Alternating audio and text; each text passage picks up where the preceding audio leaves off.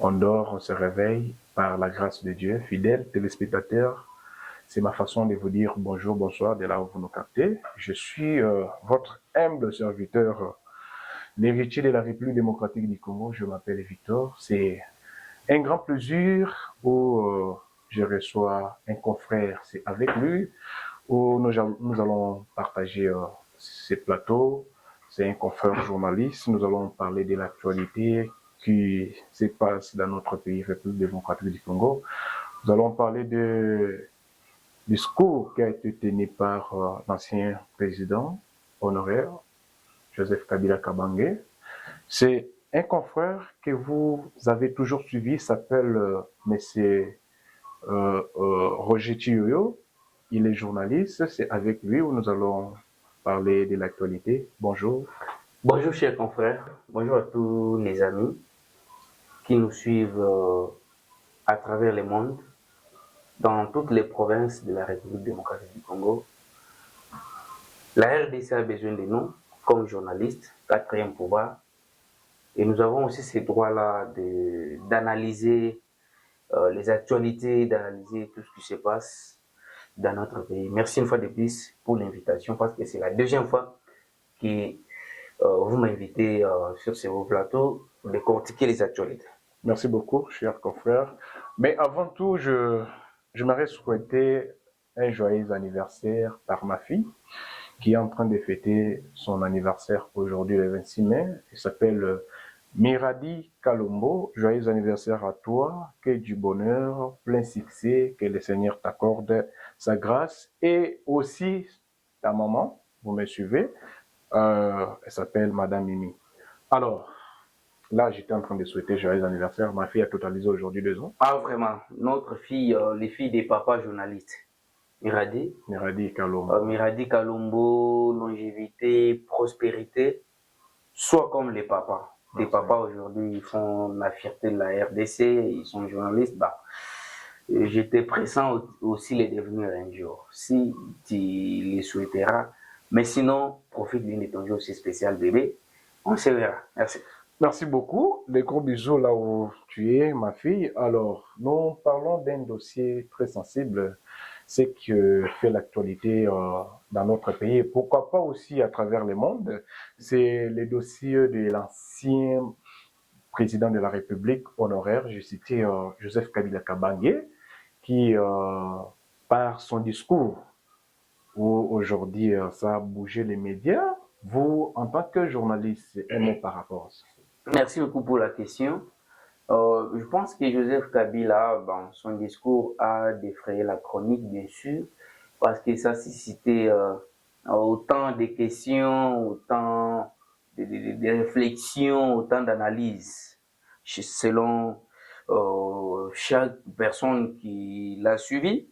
Mais en tant que journaliste, j'ai particulièrement analysé, décortiqué le discours de Joseph Kabila. J'ai dégagé ce qui suit. D'abord, dans son discours de 56 minutes, prononcé, je ne sais pas c'est dans quel pays, selon certaines sources, il aurait tenu ce discours à Goma. L'autre pense qu'il aurait tenu au Rwanda, Burundi. Ben, on ne sait pas trop que Kabila lui-même, il est devenu, je dirais, un peuple nomade qui n'a pas un endroit fixe, donc une adresse fixe, quoi. Justement, oui. Alors, je veux dégager sur le fait, quand tu insistes à ce qui est guerre ici, là, qu'on arrête la guerre. Oui, ça c'est un souhait pour tous les Congolais. On veut que la guerre s'arrête. Mais ça doit s'arrêter par quel moyen?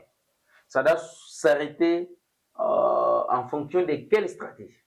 Joseph Kabila, en tant qu'ancien président de la République démocratique du Congo, qui a géré ces pays pendant 18 ans, devait faire preuve de bonne volonté, preuve d'un patriote dévoué. D'abord, il devait commencer par présenter ses condoléances à toutes les Congolaises et tous les Congolais qui ont tombé. À Goma, vous savez, il y a eu carnage. Est-ce que Joseph Kabila a compati? Il a commencé par observer une minute de silence dans son discours. Net. Il a fait comme rien n'était. Deuxième des choses que j'ai dégagées, Joseph Kabila n'a pas condamné la présence de l'agression rwandaise sur les sols congolais. Un geste complice qui démontre dans ce là que les messieurs, c'est qu'on les qualifie. Parce que Félix Tshisekedi, comme président de la République, nous a dit c'est bien lui, les chefs, commandant-chef, commanditaire de l'AFC. Mais moi, je dégage que non. Les messieurs, pourquoi ils ne condamnent pas? Présence armée étrangère dans le Congo. Les messieurs ne condamnent pas. AFC M23, les messieurs ne compatissent pas avec le peuple au Goma, au Bazola, Libanda. Lui, son problème, c'est que, au tribalisme. Lui, son problème, c'est que, arrêtez les guerres. Mais arrêtez de Kabila en tant que président, il se réclame être Katanga. Moi, je m'attendais à ce que Kabila commence à tourner au Katanga, qu'il sensibilise ses frères katangais, que les jeunes, c'est-à-dire à la... Parce qu'il a l'idée d'opinion. Je pense que nous sommes qu'il a eu. Mais Kabila n'a pas fait ça. Ces gestes se dégagent comme un geste complice et il n'a pas choqué le Rwanda, il n'a pas voulu choquer Paul Kagame, mais il a préféré choquer les Congolais et cracher sur les mémoires de tous ceux qui ont perdu la vie suite à cette agression barbare de l'armée rwandaise. Alors, pour terminer, il dit, il dénonce la régionalisation de la gouvernance du régime actuel. Bon, naye kolobela Félix Tshisekedi en plateau, naza communicateur na été, mais je suis congolais, je suis en train d'analyser. Les lois sont totalement ba chef d'institution, ba chef ya ba institution, tous les animateurs des institutions. Vital Kamerhe à l'Assemblée nationale n'est pas un loubaphone, n'est pas de l'espace loubaphone. Sama Lukonde, président du Sénat, n'est pas de l'espace loubaphone. Le chef d'état-major général n'est pas Moulouba. Le commandant de la police pour toute la République, le commissaire général à Longoboni, n'est pas Moulouba. Qui encore, je peux citer, la Cour constitutionnelle, son président est Moulouba. Mais vous verrez que la composition de cette cour, la haute cour, vous verrez qu'il y a les Bangala, il y a les Baswahili, il y a les Bakongo. La première ministre chef du gouvernement, qui gère toute une institution, il n'est pas Moulouba. Mais le tribalisme, c'est à quel niveau? Bon, si le tribalisme, Joseph Kabila, comme Congolais, il trouve qu'il y a tribalisme, ouais, il a dénoncé. Les autorités bayokaye, sûr, réellement il y a tribalisme dans les nominations, dans les tout, on peut. Alors aujourd'hui, moi j'ai compris que Joseph Kabila veut à tout prix Kozonga Namboka par la voie du coup d'État, ce qui ne passera pas. D'où je profite pour alerter, lancer ces messages à toutes les autorités, tous les services de sécurité, de se mettre debout. Bolalate, beaucoup de messages. Messages caractérisés avec ambiguïté, mais difficile de les décortiquer. Mais nous, comme nous avons eu le temps d'étudier, nous avons décortiqué. Et selon les sources, depuis hier, Kabila serait à Goma, j'ai vu un compte X, je ne sais pas si c'est son compte personnel, où il écrit, j'arrive à Goma, mon retour n'est qu'une déclaration, c'est-à-dire déclaration de guerre. Mais dans son discours, il a carrément convoqué parce qu'il a dit, il y a eu des rumeurs dans des réseaux sociaux que non, Kabila était à Goma, mais dans son discours, il a dit, vous pourriez aller vers la ville de Goma. Bon, aller à Goma faire quoi? Je viens de voir la sortie médiatique de Shaddai qui dit Kabila est à Goma comme c'était le cas avec les pères religieux en quête d'une paix. Ah ok, comme Kabila est à Goma pour la paix. Mais la paix, il va faire la paix avec les M23 sans les soutiens du gouvernement congolais. Il va faire la paix avec les Rwandais, les RDF, AFC M23 sans la présence des officiels congolais. Bon, ça reste un peu flou. D'accord. On attend voir ce qui va se passer. Merci beaucoup. Ça fait plus ou moins 6 ans où Kabila était toujours dans le silence. Aujourd'hui, Kabila il s'est adressé à la nation, où carrément beaucoup de personnes ou beaucoup de gens, beaucoup de compatriotes étaient en train d'attendre que Kabila puisse parler, mais quand Kabila prend la parole, il y a toujours des choses qui s'empirent. Je ne sais pas quand il a parlé, c'est parce qu'on a touché, parce que... À son immunité, les immunités, tout comme ça. Ben, mais ce dossier a aussi coulé beaucoup d'encre et salive. Kabila, l'auditeur général qui saisit le Sénat, comme la chambre où siège le sénateur à vie Joseph Kabila. Quand l'auditeur saisit le Sénat, on suppose qu'il détenait tous les éléments possibles, toutes les preuves tangibles qu'ont en charge de Joseph Kabila. Le Sénat, tant au Bakutanagi, ils ont constitué une commission qui était composée de 44 sénateurs pour entendre Joseph Kabila. Joseph Kabila ne s'est pas présenté. Après 72 heures, commission et un rapport national. Auditeur, Babengaki Ayalubi, nous avons de preuves. Tosengibino Bologolaï, immunité, Tolandelaï.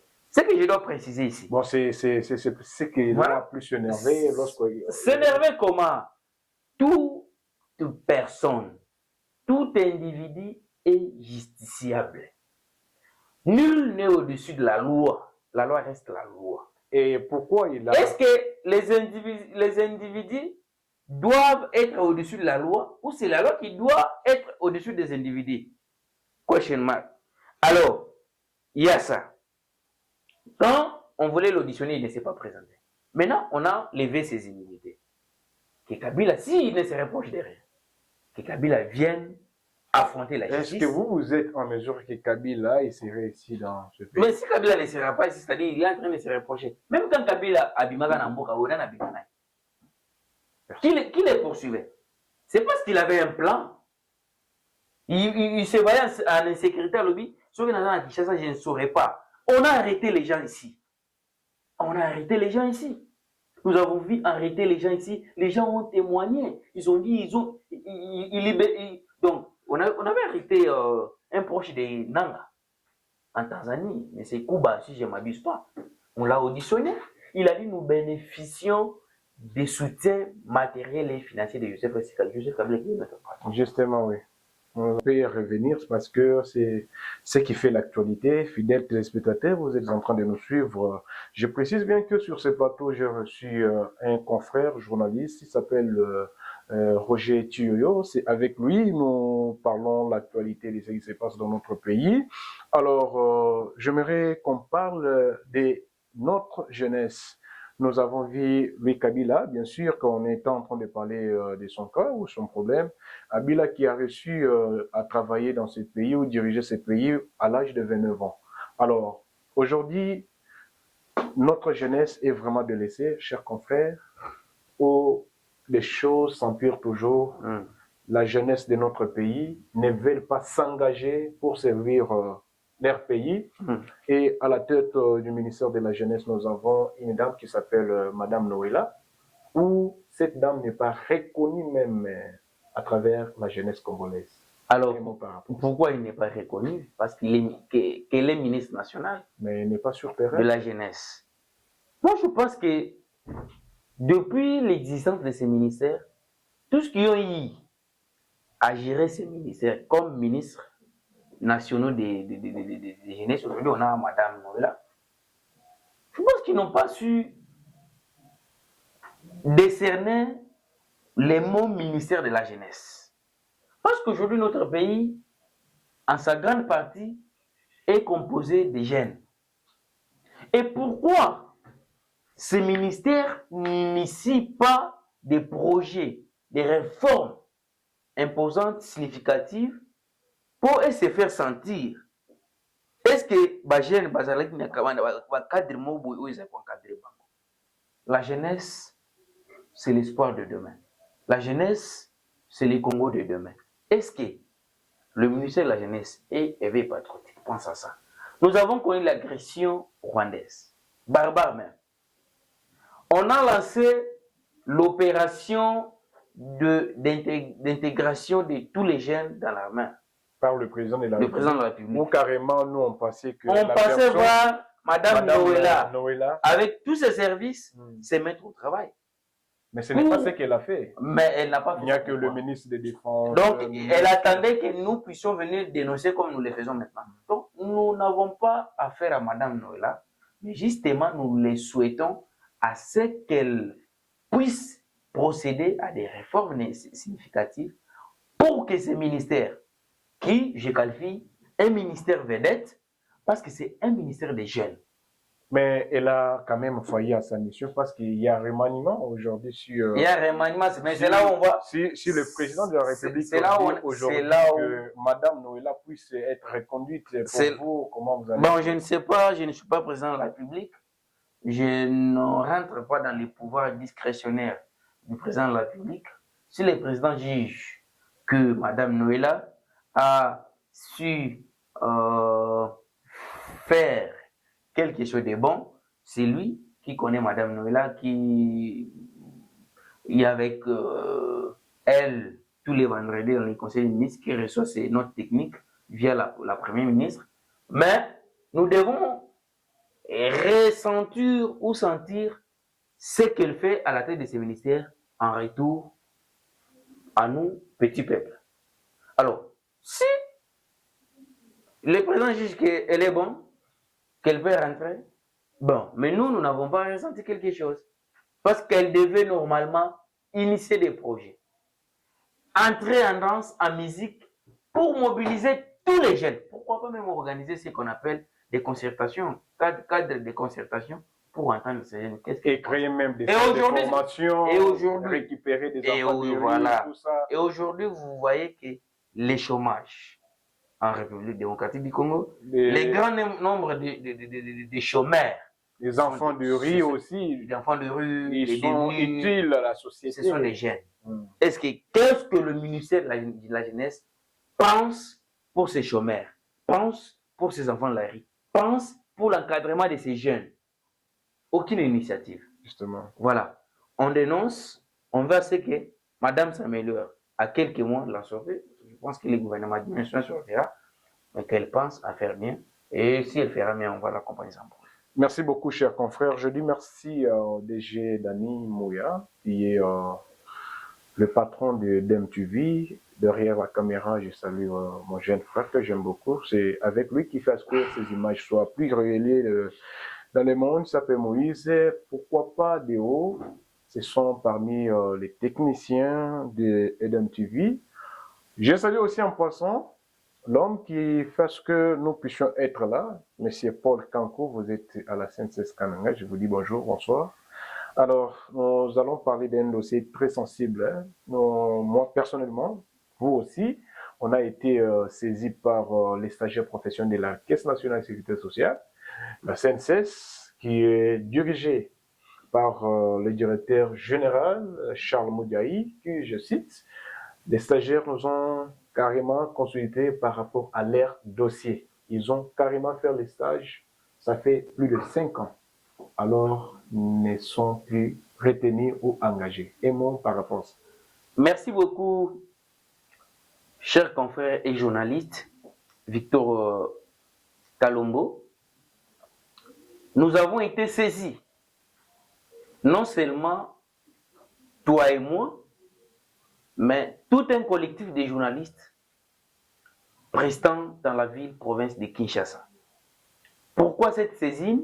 C'est parce que les stagiaires professionnels qui ont, en bonne et due forme, passé leur stage pendant 3 ans à la CNSS n'ont pas été engagés ou retenus.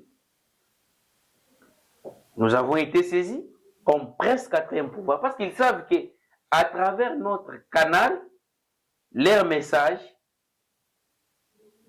arrivera dans les oreilles des officiels de la Caisse nationale de sécurité sociale et aussi au premier des Congolais, chef de l'État et à Madame la Première ministre et le reste des institutions. Mais maintenant, qu'est-ce que nous avons pensé faire? Oui, on a alerté.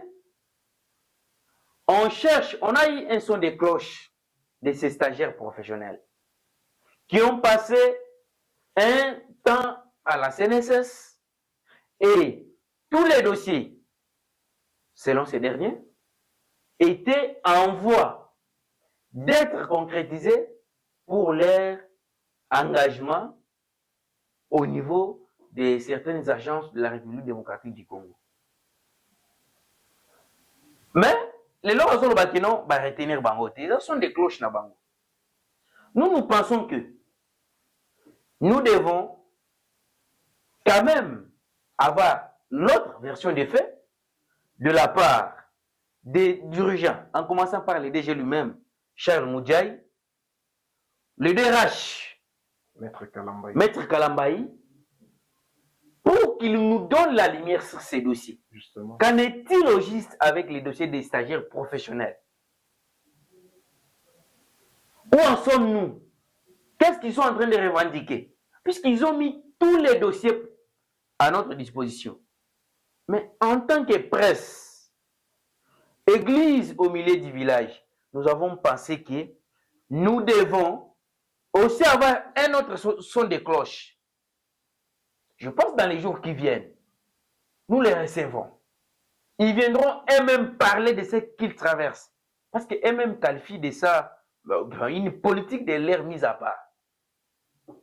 Alors, nous avons tous les éléments et on nous apprend qu'il y a même parmi ces stagiaires quelqu'un qui a commis un accident à Tchimboulou et jusqu'alors il est resté inapte.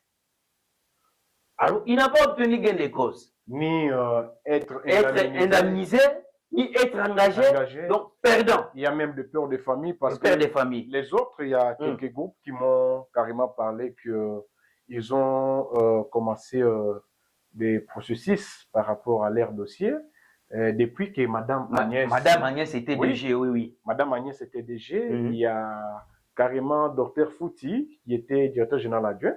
Ils ont carrément travaillé avec les DG actuels. Aujourd'hui, c'est la gestion de Monsieur le directeur général, que je connais, mais c'est bien, Monsieur intelligent. Monsieur Courtois aussi, Monsieur le directeur Charles Moudjaï.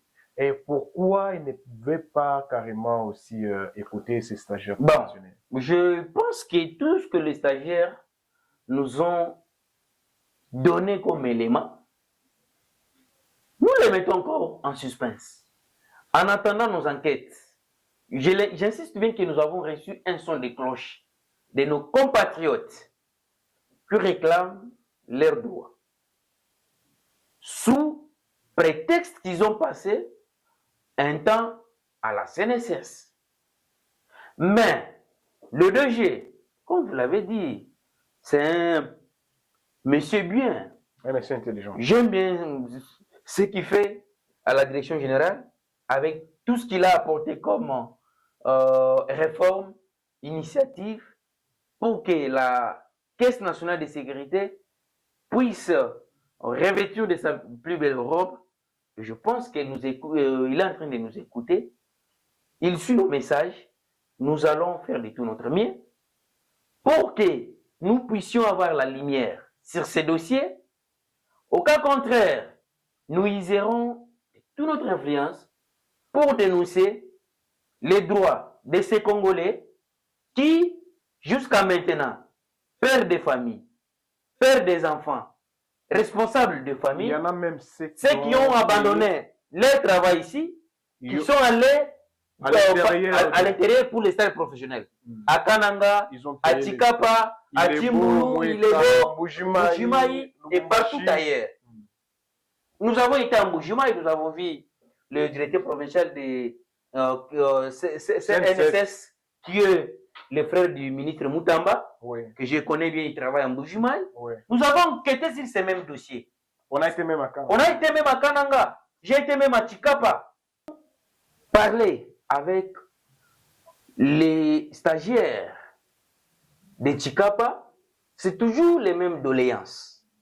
Nous sommes revenus à Kinshasa.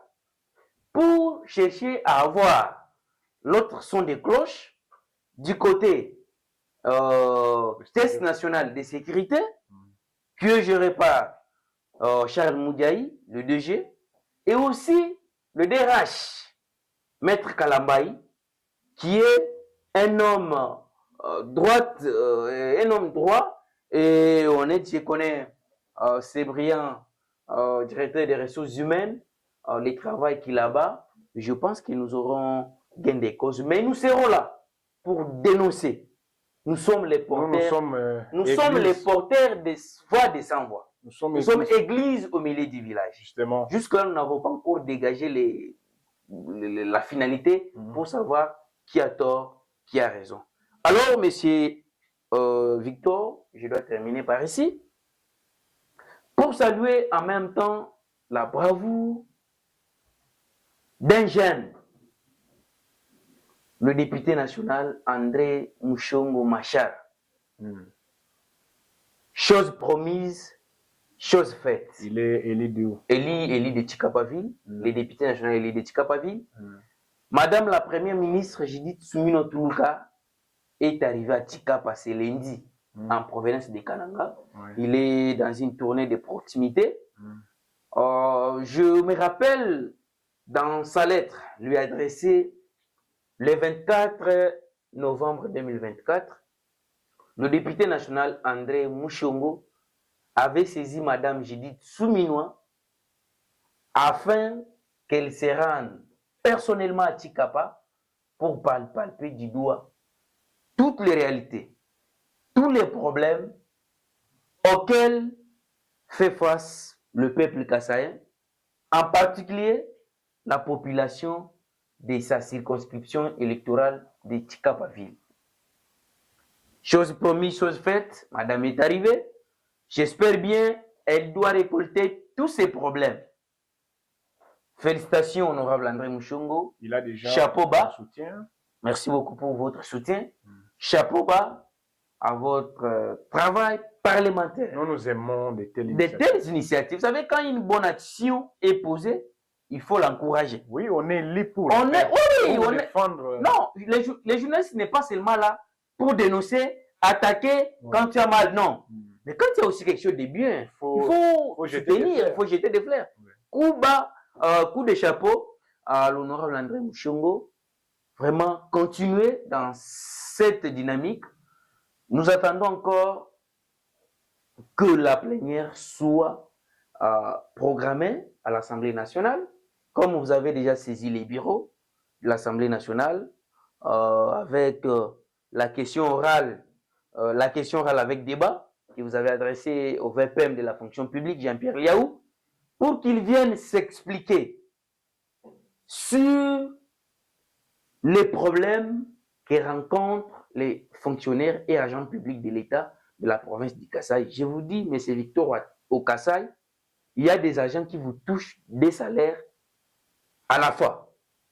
Il est à la fonction publique, il est à l'environnement, il est au ministère de l'Intérieur, et il y a certains agents qui quand ils se rendent à des banques, il vous reste quelques minutes. Voilà, pour retirer leur salaire, ils ne trouvent pas leur nom.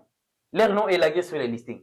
Les autres, depuis qu'ils ont été matriculés, ils ne sont pas payés jusqu'à maintenant. Mais est-ce qu'il avait saisi le ministre? Oui, il a saisi le ministre de la fonction publique pour obtenir de lui toutes les explications sur ce qui subit les agents et les fonctionnaires de l'État de la province du Kasaï. Vraiment, honorable Mushongo, vous avez tout notre accompagnement. Nous sommes là pour encourager madame. Et on va lui voir aussi. Non, il n'y a pas de problème. C'est un homme courtois. On l'appelle affectueusement. Pour savoir qu'il est courtois, j'aimerais qu'on a beaucoup parlé de honorable. Au sourire.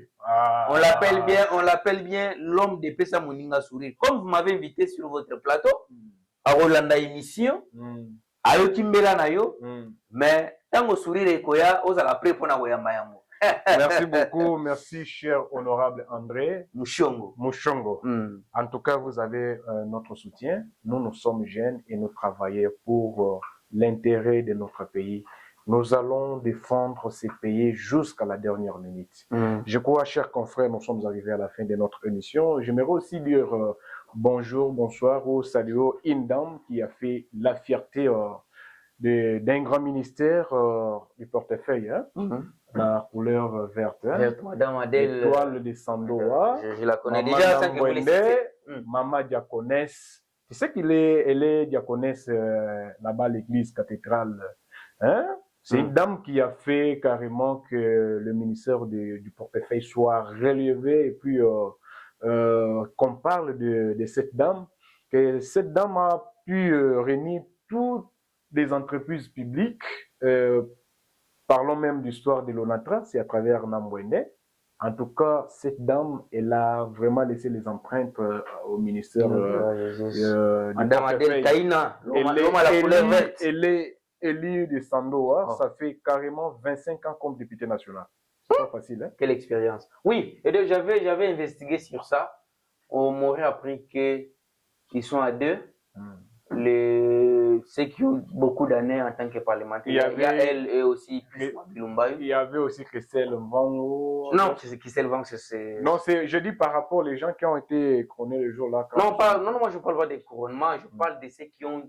Mais elle a... En tant que parlementaire. En tant que parlementaire, ça fait 25 ans et c'était elle et les sénateurs plus Bilumba. Et comme vous avez jeté des jalons à la femme, je dois aussi profiter pour saluer Madame Grace Weka.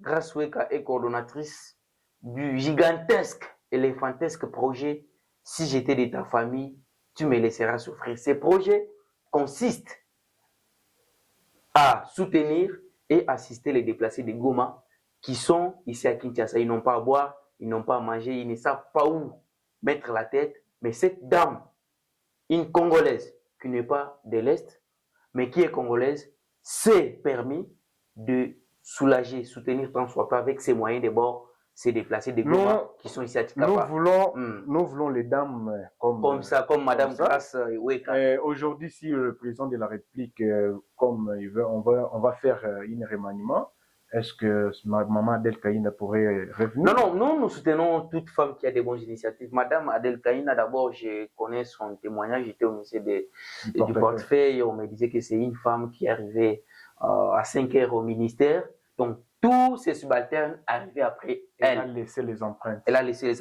Donc, on a parlé de lui, je connais même les cadres que j'ai reçus. J'ai reçu Danis Agbem, Denis Agbem, que je salue, secrétaire national de l'organisation. M.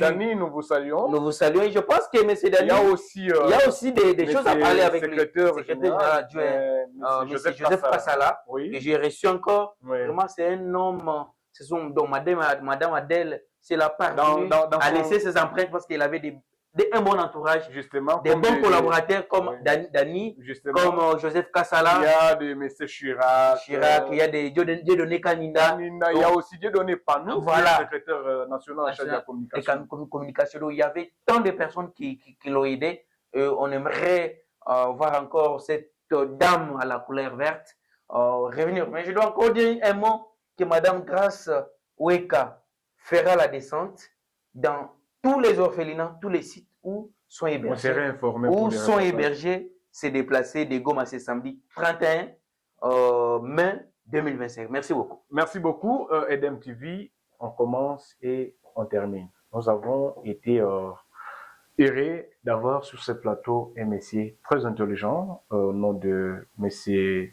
Roger Tuyo, qui a été avec nous sur ce plateau. Et nous sommes arrivés à la fin. Suivez-nous même sur TikTok, Facebook, et puis aimez, partagez, et merci. Au revoir. Au revoir.